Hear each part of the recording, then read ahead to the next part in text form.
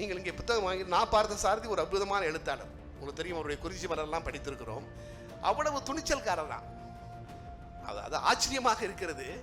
ஒரு முறை புத்தகங்கள் நூலகங்களுக்கு இப்போ 1000 காப்பி வாங்குறாங்க.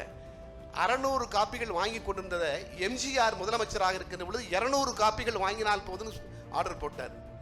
நூலகங்களுக்கு 200 காப்பிகள் பதிப்பாளர் வாங்கினால் போதும் ஆர்டர் போட்டார். நான் பாட்டு அந்த விஷயத்தை சொல்லியிருக்காங்க.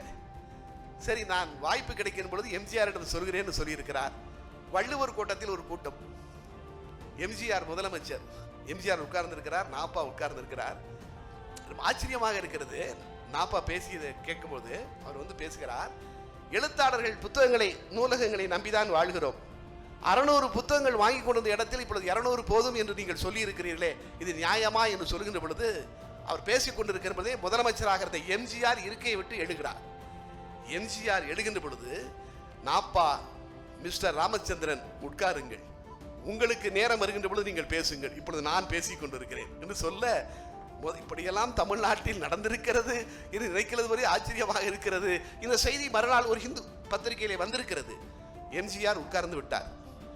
அதற்கு பிறகு அவர் பேசி முடித்தவுடன் எம்ஜிஆர் நிறைவாக பேச வந்திருக்கிறார். அப்பொழுது முதல்வராக இருந்த எம்ஜிஆர் சொன்னாராம், இங்கே நாப்பா அவர்கள் சொன்னார்கள் 200 படிகளை ஆக்கிவிட்டோம், 600 படிகளை. இது இந்த கூட்டத்திற்கு வருவதற்கு முன்பாக எனக்கு இந்த தகவல் தெரிவிக்கப்பட்டது. நான் உடனடியாக மறுபடியும் 600 படிகள் வாங்குங்கள் என்று சொல்லி அரசு ஆணையில் கையொப்பம் விட்டுவிட்டுத்தான் இந்த கூட்டத்திற்கு நான் வந்திருக்கிறேன். அதை சொல்வதற்குத்தான் நான் எழுந்தேன் என்று அந்த இடத்திலே முதல்வர் எம்ஜிஆர் சொன்னாராம்.